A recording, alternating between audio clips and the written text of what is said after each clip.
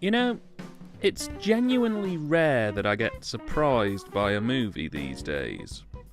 Don't get me wrong, there's the odd unexpected gem, the occasional film that'll make me think, well, it was better than expected, but it's only once in a blue moon that I land on a film that I think is going to be absolutely god-awful, only to find it absolutely blows me away. 2006's Snoop Dogg's Hood of Horror is one of those movies, and I'm as shocked as you are that I'm saying this. I was never supposed to talk about this film.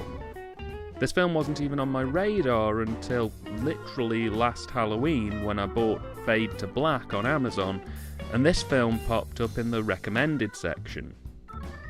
I took one look at the cover, had a quick skim through the description, and immediately bought it and squirreled it away because I knew I'd be talking about it at some point. And 12 months on, here we are. So what's it about? Well, Hood of Horror is a ghetto-fueled anthology horror series. Think Tales from the Crypt, but more hood-based and a lot simpler. Snoop here plays Devon, a gangster who, while fighting drug dealers on his patch, inadvertently shoots and kills his sister. Shunned by his family and neighbours, Devon is approached by one of the gangsters he killed, who's now reincarnated as a demon who feeds off the souls of the innocent. He tells Devon that he can bring his sister back to life if in return he kills himself, which he promptly does. Devon's sister is resurrected, and Devon is transformed into a demon who has the ability to manipulate people by giving them the power to achieve their dreams, more often than not with a terrible cost. From here, the film splits off into 3 different tales, all threaded together and led by Devon. Crossed Out is the first tale of terror, and in that one we meet Posey, a graffiti artist who becomes the target of a gang who don't take too kindly to flowery tags on their turf.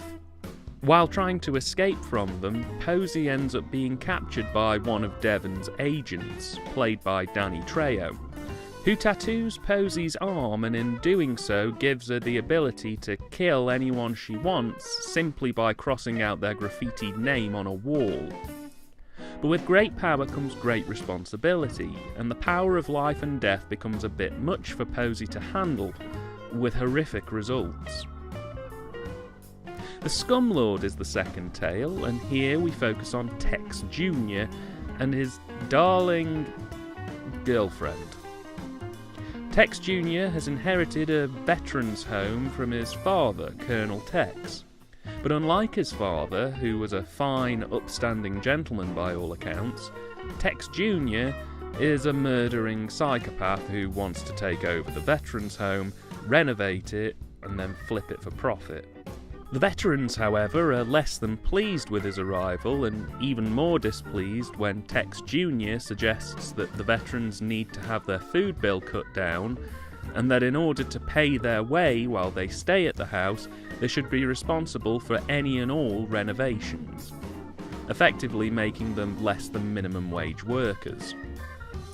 This takes a terrible toll on the veterans, and when one of the men falls sick, things move from bad to worse, culminating in revelations about Tex that force the men back into the roles they'd retired from. Rhapsody Askew is the final tale in this trilogy, and it follows a young rap artist who begs God for the ability to be a multi-award-winning rap genius. Almost instantly, he bumps into a talented musician, and the pair form one of the most successful rap groups of all time. But the power and success goes to the head of the young rapper, whose ego runs riot. And when his partner is killed in a robbery, he becomes even more rampant, prompting one of Devon's agents to intervene and forcing him to relive the darker moments in his life, with shock revelations coming thick and fast. Now, I've simplified all 3 of the stories here, mainly because there's a lot of subplot elements and overhanging narrative moments that I feel if I explore here would really ruin this film's charm. And believe me when I say this film is genuinely charming. It's also incredibly camp. While it's typically billed as just a horror, it sort of undersells the film itself to just brand it a horror, because this has a tide of black comedy running just beneath its surface. Its tongue is firmly planted in its cheek, and it's very self-aware about how ludicrous the idea of a hood of horror is. The cast gurn, overreact, and power through scenes in, well, an absolutely campy way. And only sweetening the deal is the cast list itself. Not only have you got Snoop, the least likely crypt keeper I've ever seen in my life, smoothly sliding through each connecting bridge, but you have the likes of Danny Trejo, Billy D. Williams, Ernie Hudson, and in one of his most surreal performances I've ever seen, Jason Alexander battling the inner turmoil of trying to do what I assume is an English accent, while his inner New York accent violently wrestles to escape. The calibre of the supporting cast in this film is just absurdly high. This shouldn't even have E-list celebrities in it, and yet somehow they've actually got a pretty decent gaggle of them together. And they're all absolutely going for it. It really caught me off guard, but the fact that they're in on the tone that this movie's aiming for really helped to sell me on the feature. What first made me sit up and take notice about this is that it opens with some highly stylised animation explaining Devon's backstory. And it looks pretty good. Based on the DVD cover, I was expecting a cheap and cheerful semi-movie that wouldn't have been worth the 50p I paid for it. But one glance at the animation and I was blown away. Bad movies don't have smooth and well-drawn directed animation layered throughout. They just don't. Hell, most of them barely remember to point the thing in the right direction. The animation is smooth, crisp, and really helps to bridge the gaps between the stories and the backgrounds, not only to the underworld, but what happens to the characters after the story ends and in general. It just helps to keep the plot rolling at a reasonable pace.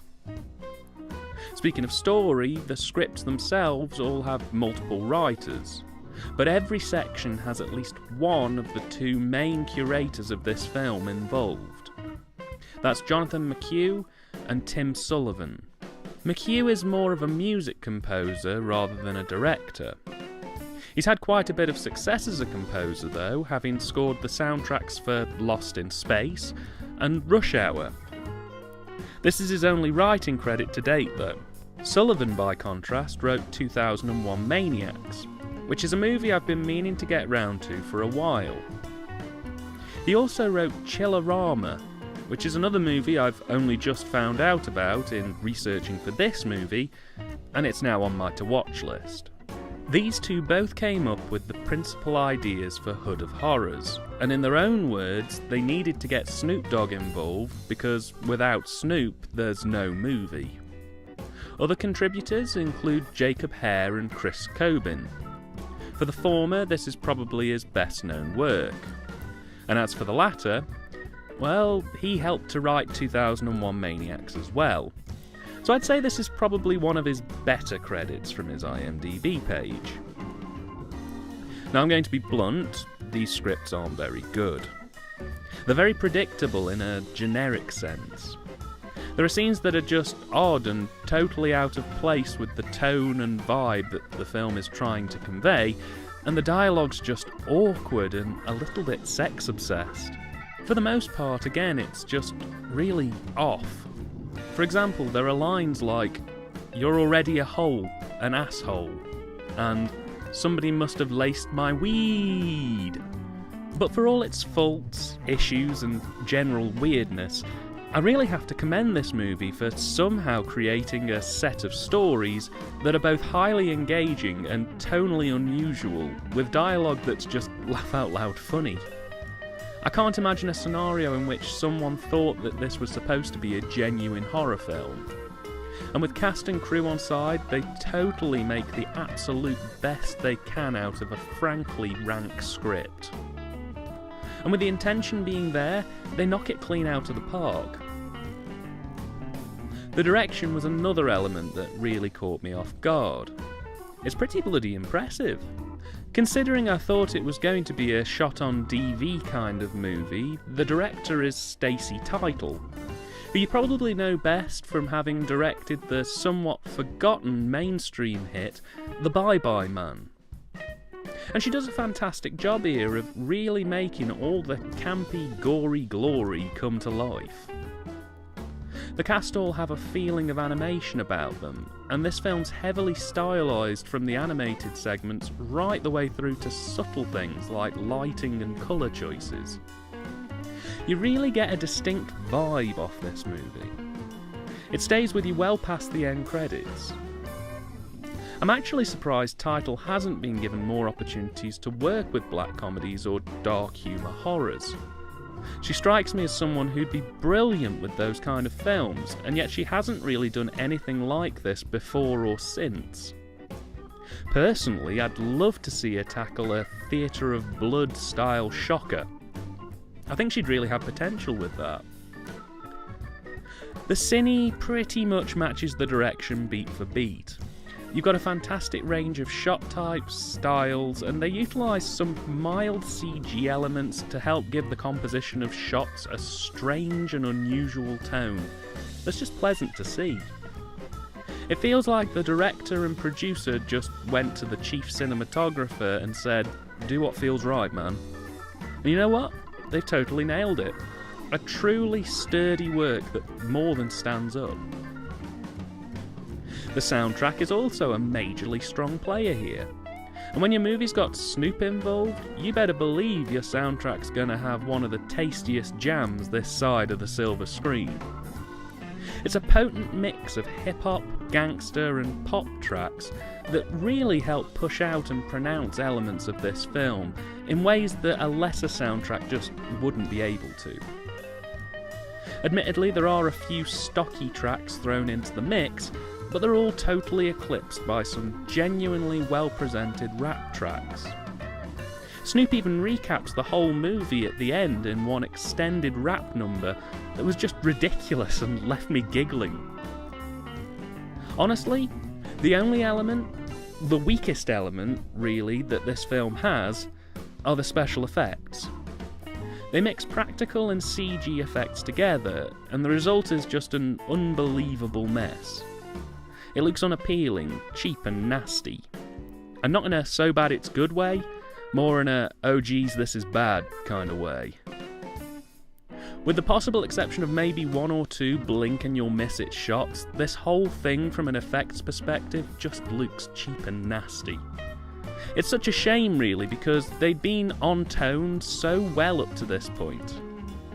Still, I suppose if it's a case of taking the rough with the smooth, there's plenty of excellent awfulness on show to keep you interested and hooked.